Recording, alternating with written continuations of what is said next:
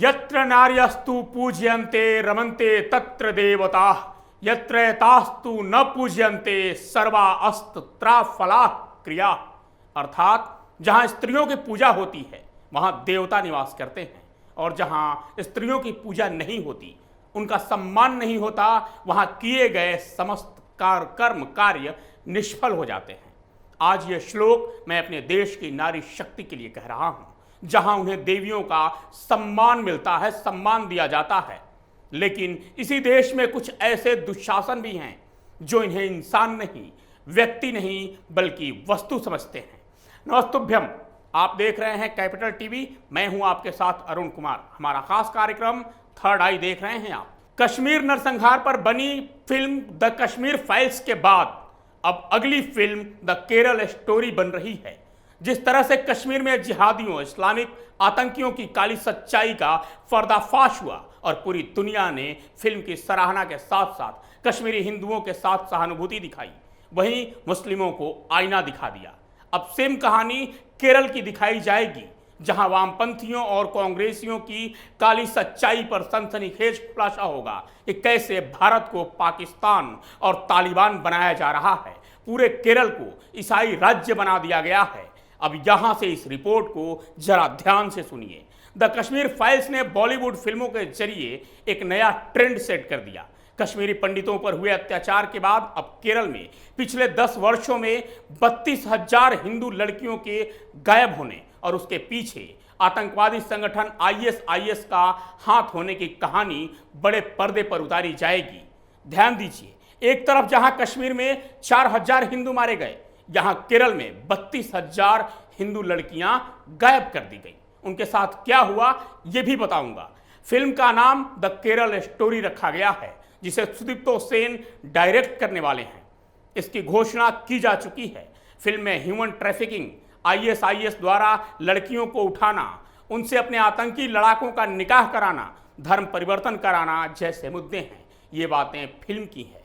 मैं सच्चाई भी बताऊंगा, लेकिन आगे पहले पूरी फिल्म की बात कर लेते हैं। फिल्म मेकर्स की तरफ से एक शॉर्ट टीजर जारी किया गया है, जिसमें उन्होंने केरल से हो रही हजारों लड़कियों की तस्करी और अवैध व्यापार के बारे में बताया है। टीजर के मुताबिक अभी तक केरल से 32,000 से अधिक महिलाओं का अपहरण हुआ है। यहीं से केरल को इस्लामिक राज्य में बदलने के लिए एक अभियान भी शुरू किया जा चुका है। केरल में इस तरह की घटनाएं 1 दशक से भी ज़्यादा समय से हो रही हैं। इस पर मेकर्स ने लंबे समय तक रिसर्च की। फिल्म को लेकर प्रोड्यूसर विपुल अमृतलाल शाह ने कहा कि यह कहानी एक ह्यूमन ट्रेजेडी है जो आपको अंदर तक झकझोर देगी। जब सुदीप्तो ने आकर मुझे 3 से 4 साल से ज़्यादा के अपने रिसर्च के साथ इसे सुनाया तो मैं पहली बार में रो पड़ा। उसी दिन मैं इस फिल्म को बनाने का फैसला कर चुका। मुझे खुशी है, अब हम फिल्म के साथ आगे बढ़ रहे हैं और हम घटनाओं की बहुत ही वास्तविक, निष्पक्ष और सच्ची कहानी बनाने की उम्मीद करते हैं। वहीं राइटर डायरेक्टर सुदीप्तो सेन ने कहा, एक जांच के अनुसार 2009 से केरल और मंगलोर में की लगभग 32,000 लड़कियों को हिंदू और ईसाई समुदायों से इस्लाम में परिवर्तित किया गया, कन्वर्ट किया गया, और उनमें से ज़्यादातर सीरिया, अफगानिस्तान और अन्य आईएसआईएस और हक्कानी प्रभावशाली क्षेत्र में पहुंचा दिया गया। इस पर अपने रिसर्च और पूरे क्षेत्र की यात्रा के दौरान हमने भागी हुई लड़कियों की माँओं के आंसू देखे हैं। हमने उनमें से कुछ को अफगानिस्तान और सीरिया की जेल में भी पाया। ज़्यादातर लड़कियों की शादी आईएसआईएस के खूंखार आतंकियों से हुई थी और उनके बच्चे भी हैं। यह महत्वपूर्ण फिल्म उन सभी माँओं के रोने की आवाज़ सुनने की कोशिश कर रही है जिन्होंने अपनी बेटियों को खो दिया है। यानी ये कहानी इस फिल्म की है, लेकिन अब मैं वो सच्चाई बता रहा हूँ जो न तो किसी फिल्म में दिखाई जाएगी और न ही आपको कोई बताएगा, क्योंकि वो कम्युनल कहा जाने लगेगा। और मुझे इन झूठे आडंबरों से कोई फर्क नहीं पड़ता।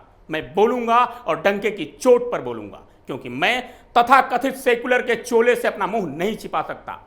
तो केरल की सच्चाई ये है कि कहने के लिए तो ये भारत का एक राज्य है, वो भी सबसे पढ़ा लिखा, लेकिन इस केरल में हिंदुस्तान नहीं बल्कि ब्रिटेन और पुर्तगाल बसता है। यहाँ तक तो बात समझ में आती थी, लेकिन साल 2005 के बाद से यहां ईसाई और इस्लाम दोनों ने कब्जा करना शुरू कर दिया। अतिक्रमण नहीं, बल्कि जबरदस्ती कब्जा।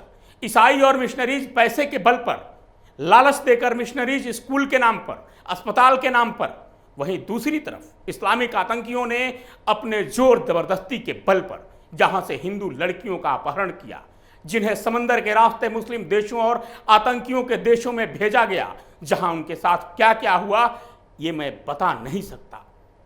कश्मीर का नरसंहार भी इसके सामने हल्का पड़ जाएगा, झूठा और छोटा पड़ जाएगा, क्योंकि आतंकी संगठन आईएसआईएस की क्रूरता और बर्बरता किसी से छिपी नहीं है। अब आपको लेकर चलते हैं कुछ तथ्यों की ओर। लव जिहाद और धर्मांतरण का मामला कब तुल पकड़ा था, आपको ध्यान है? नहीं तो चलिए मैं बता देता हूं। साल था 2009। केरल हाईकोर्ट ने लव जिहाद पर सुनवाई के दौरान कहा था कि झूठी मोहब्बत के जाल में फंसाकर धर्मांतरण का खेल केरल में वर्षों से संगठित रूप से चल रहा है। यही नहीं, साल 2012 में केरल विधानसभा में लव जिहाद के मुद्दे पर कांग्रेसी मुख्यमंत्री ओमान चांडी ने 25 जून 2012 को एक सवाल के जवाब में कहा था कि पिछले 6 वर्षों में वहां 2667 लड़कियों को इस्लाम में कन्वर्ट कराया गया। ये एक राज्य का सीएम कह रहा है, वो भी कांग्रेस का। केरल के पुलिस रिकॉर्ड को देखें तो साल 2009 से 2012 के दौरान यानी 4 वर्षों में प्रेम जाल से जुड़े 4000 से ज्यादा धर्मांतरण के मामले दर्ज हुए थे। यानी ये रिकॉर्ड में हैं। जो नहीं दर्ज हुए वो कितने होंगे इसका अंदाजा लगाइए। ये सोचिए, तब हाईकोर्ट ने संज्ञान लिया था कि वहां इस्लामिक संगठन पीएफआई की छात्र शाखा कैंपस फ्रंट संगठित रूप से इसमें संलग्न था। वह परिसरों में मुस्लिम युवकों को फैंसी कपड़े, बाइक और मोबाइल फोन देकर इसी काम के लिए सक्रिय रखता था। गैर मुस्लिम लड़कियों को रिझाने के लिए फर्जी शादी, दबाव, धमकी समेत किसी तरह धर्मांतरित कराने पर उन लड़कों को नगद इनाम भी दिया जाता था। अलग अलग जाति की लड़कियों को फंसाने के लिए अलग अलग रेट तय था। ब्राह्मण लड़की को फंसाने और मुस्लिम बनाने के लिए सबसे ज्यादा हाई रेट था। उसके बाद राजपूत, इसी तरह से अलग अलग लड़कियों के लिए रेट तय किया गया था। यही नहीं, अगर लड़की इकलौती है और धनी बाप की बेटी है, अगर उसे फंसाकर कोई मुस्लिम युवक शादी कर लेता है तो उसके लिए सबसे ज्यादा पैसे दिए जाते थे। यह सब चल रहा था केरल में। केरल में चल रही वामपंथी और कांग्रेसी सरकार की देख रेख में सन 2012 में मद्रास हाई कोर्ट, जो अब चेन्नई बन चुका है, मद्रास हाई कोर्ट ने एक याचिका पर सुनवाई करते हुए लव जिहाद पर टिप्पणी की थी। कहा था कि लव जिहाद एक कैंसर की तरह फैल रहा है। 59,000 लड़कियां गायब हैं सिर्फ चेन्नई, मद्रास से, जिनमें कई की शादी मुस्लिम युवकों से हुई थी, लेकिन कुछ समय बाद वो या तो मार दी गई या फिर गायब हो गई। मद्रास हाईकोर्ट की इस टिप्पणी के बाद लव जिहाद का मुद्दा पूरे देश में छा गया था। इसके कुछ दिनों बाद ही रांची में नेशनल खिलाड़ी तारानाथ शाहदेव के लव जिहाद का मुद्दा गरमा गया था। इसके बाद देश में लव जिहाद पर हंगामा होना शुरू हो गया, बहस छिड़ गई और अब मोदी, योगी या फिर बीजेपी सरकार में इस पर कानून बन रहे हैं।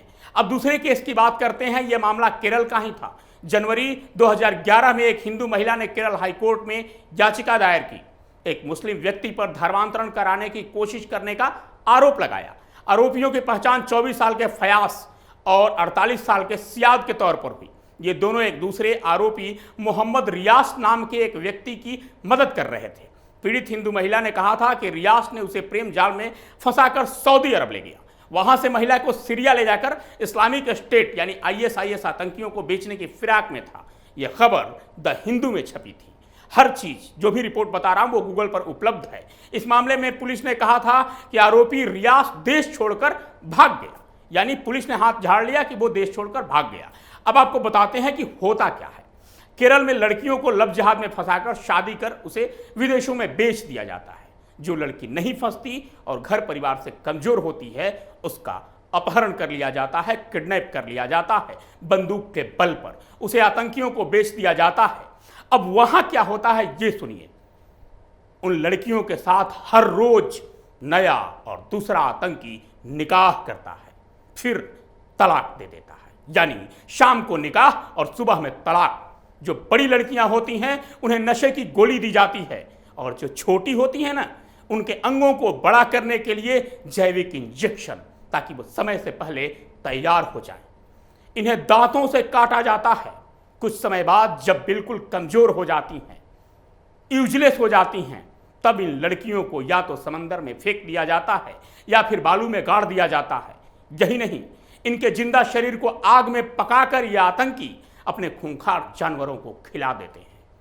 लिंगानुपात में तो कई राज्यों में संख्या कम है महिलाओं की, लेकिन केरल में लिंगानुपात कम होने का एक सबसे बड़ा कारण यह है कि यहां से लड़कियों का व्यापार किया जा रहा है। अब जरा आपको लेकर चलते हैं केरल के इतिहास में। केरल का मैप देखा है आपने? लोग कहते हैं कि यह केरला की तरह है, लेकिन मुझे यह फरसा की आकृति का लगता है। जानते हैं यह किसकी धरती रही है? केरल की पौराणिक कहानी यह है कि जब भगवान परशुराम ने हिंसा त्याग दी तो उन्होंने यहीं पर समंदर में अपना फरसा फेंक दिया था, जहां से एक टापू का जन्म हुआ जिसे आज केरल कहते हैं। केरल का अर्थ होता है समंदर से निकली भूमि। हालांकि इसका पुराना नाम मालबार और खेलकर था, यानी कीचड़ में खेल। अब जरा इसके भविष्य की बात करते हैं तो वो केरल जो भारतीय मसालों का जनक माना जाता है, वो केरल जहां से कभी पूरी दुनिया में मसालों का व्यापार होता था, आज वहां से महिलाओं का व्यापार हो रहा है। कहां मसालों का व्यापार और कहां महिलाओं का व्यापार। अगर ऐसा ही चलता रहा तो ये केरल एक दिन इस्लामिक और क्रिश्चियन राज्य बन जाएगा। भगवान परशुराम की धरती से हिंदुओं का नामो निशान मिट जाएगा। आज के थर्ड आई में इतना ही। कल फिर मिलूंगा किसी नए विषय और शोध के साथ। तब तक के लिए विदा।